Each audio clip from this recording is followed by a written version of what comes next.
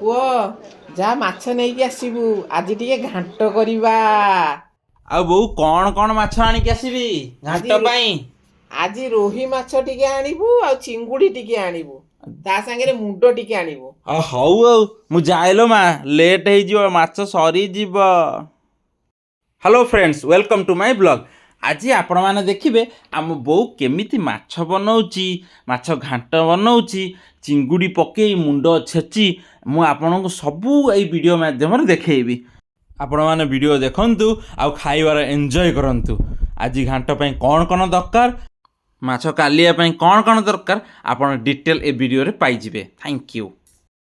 ମାଛ ମାର୍କେଟରୁ ମାଛ ଆଉ ଚିଙ୍ଗୁଡ଼ି ଆଣି ମୁଁ ଆସିକି ଧୁଆ ଧୁଇ କରି ଲୁଣ ହଳଦୀ ଗୋଳେଇ ତାକୁ ସବୁ ରଖିଦେଲି। ରଖିବା ଭିତରେ ଆମ ବିଲେଇ ଆସିକି ହାଜିର, ଆଉ ସିଏ ବି କହୁଛି ମୁଁ ବି ଖାଇବି। ତା ପାଇଁ ଆସିଥିଲା ଗାଲି। ଆପଣ ଦେଖନ୍ତୁ କେମିତି ସିଏ କହୁଛି ମ୍ୟାଉ ମ୍ୟାଉ ମ୍ୟାଉ ମ୍ୟାଉ।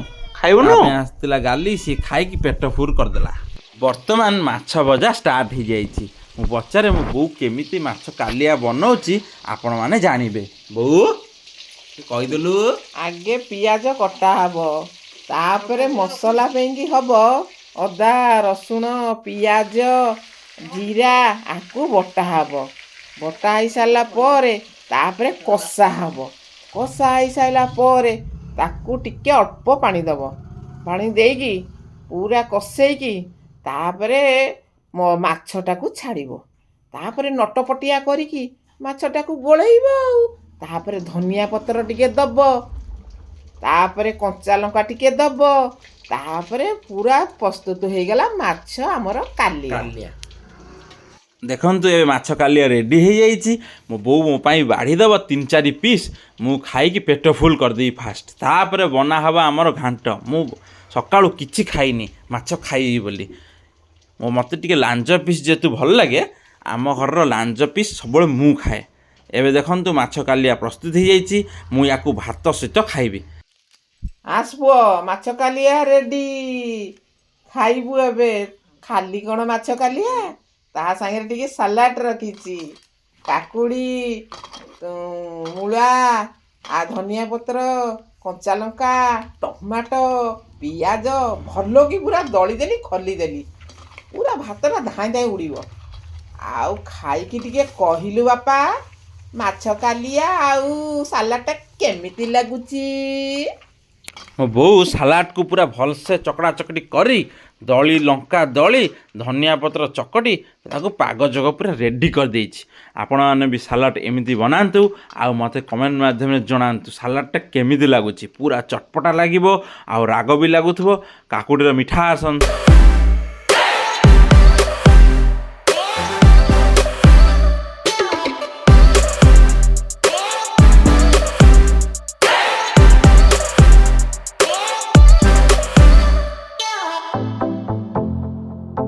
ଏଇ ଭିତରେ ବୋଉ ମୋର ବାଢ଼ି ଦେଇଛି ମାଛ କାଲିଆ ଭାତ ସାଲାଡ଼। ମୁଁ ଆପଣମାନଙ୍କୁ କହୁଛି କେମିତି ଲାଗୁଛି ମାଛ କାଲିଆଟି। ମାଛର ପିସ୍ ଗୋଟେ ମୁଁ କାଢ଼ି ଦେଇ ଭାତ ଉପରେ ପକେଇ ମୁଁ ଚାଖିଦେଲି ମାଛ କାଲିଆଟି।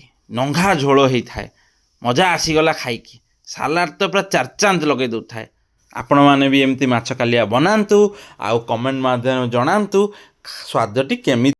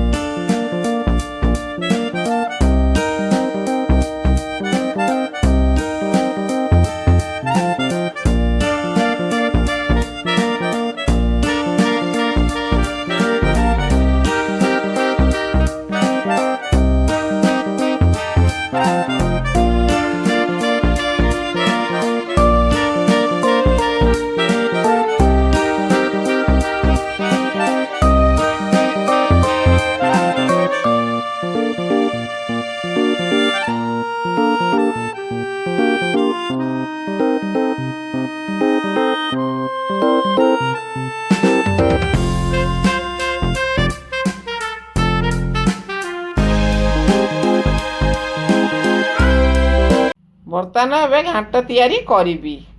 ତା ପାଇଁ କ'ଣ ସବୁ ପରିବା ବର୍ତ୍ତମାନ ଏବେ ଦେଖନ୍ତୁ ଆପଣମାନେ।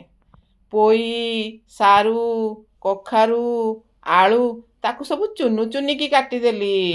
ଚୁନ ଚୁନିକି କାଟିକିନା ବର୍ତ୍ତମାନ ତାକୁ ଧୋଇକି ଥୋଇଦେଲି।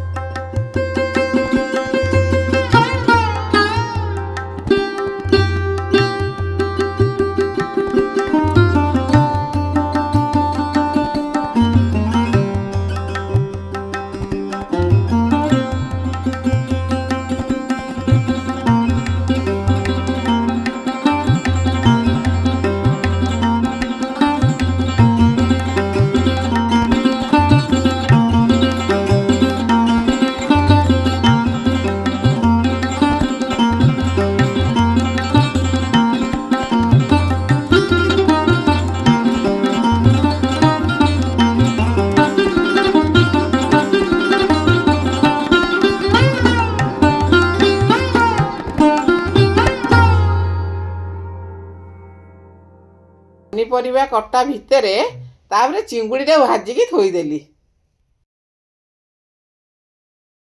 ତାପରେ ତିଆରି କଲି ମସଲା। ମସଲାରେ କ'ଣ ବର୍ତ୍ତମାନ ତିଆରି କଲି ଆପଣମାନେ ଦେଖନ୍ତୁ। ଅଦା, ରସୁଣ, ପିଆଜ, ଜିରା, ଲଙ୍କା ତାକୁ ପେଷ୍ଟ କରିଦେଲି। ପେଷ୍ଟ କରିକି କଷେଇଲି ଆଉ। ଲୁଣ, ହଳଦୀ ସବୁ ପକେଇଲି।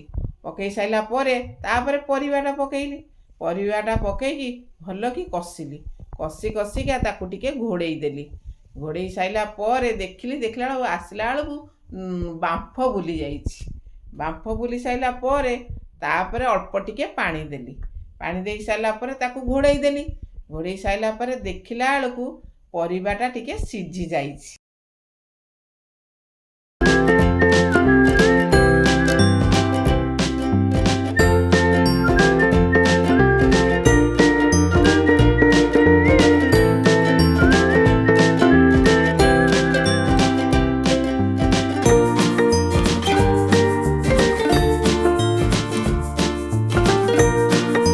ଚିଙ୍ଗୁଡ଼ି ପକେଇ କଷିଲି। ତାପରେ ତାକୁ ଟିକେ ଛେଚି ଦେଲି। ଛେଚି ସାରିଲା ପରେ ଭଲ କି ପୁରା ଗୋଳେଇଲି ଆଉ। ଗୋଳେଇ ତାପରେ ଘୋଡ଼େଇ ଦେଲି ଟିକେ। ଘୋଡ଼େଇ ଦେଲା ପରେ ଦେଖିଲା ବେଳକୁ ମାଛ ଘାଣ୍ଟ ପ୍ରସ୍ତୁତି ହେଇଯାଇଛି।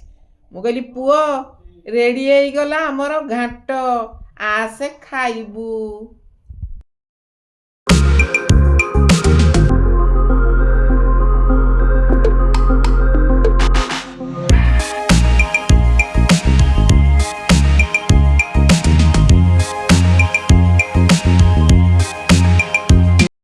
ବୋଉ ମୋ ପାଇଁ ବାଢ଼ି ଦେଇଛି ମାଛ ଘାଣ୍ଟ, ଭାତ ଆଉ ସକାଳରୁ ଗୋଟେ ପିସ୍ ବଳିଥିଲା ମୋ ପାଇଁ ମାଛ କାଲିଆ।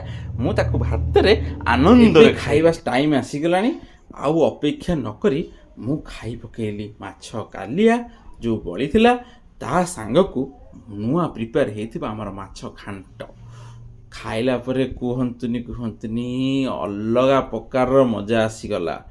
ତା ଭିତରୁ ଗୋଟିଏ ଚିଙ୍ଗୁଡ଼ି ବାହାରୁଛି, ତା ସହିତ ମୁଣ୍ଡର ଯେଉଁ ଛେଚା ହେଇଥିବା ଯେଉଁ କଣ୍ଟା ସିଏ ପୁରା କଥା ଚାରଚାନ୍ଦ ଲଗେଇ ଦେଉଛି। ଆପଣମାନେ ବି ଏମିତି ମାଛ ଘାଣ୍ଟ ବନାନ୍ତୁ ଆଉ ଆମକୁ କମେଣ୍ଟ ମାଧ୍ୟମରେ ଜଣାନ୍ତୁ ମାଛ ଘାଣ୍ଟ କେମିତି ଲାଗୁଛି। ପୋଇ ପକାଇବାକୁ ଜମାରୁ ଭୁଲିବେନି। ଏଇ ଭିତରେ ଆପଣଙ୍କୁ ମୁଁ କହିବାକୁ ଭୁଲି ଯାଇଛି ଆମ ଚ୍ୟାନେଲଟିକୁ ସବସ୍କ୍ରାଇବ୍ ବି କରିଦେବେ। ଯଦି ପସନ୍ଦ ଆସିଲା ଲାଇକ୍ ବି କରିବେ, ସେୟାର ବି କରିବେ। ରହିଲି, ଥ୍ୟାଙ୍କ ୟୁ।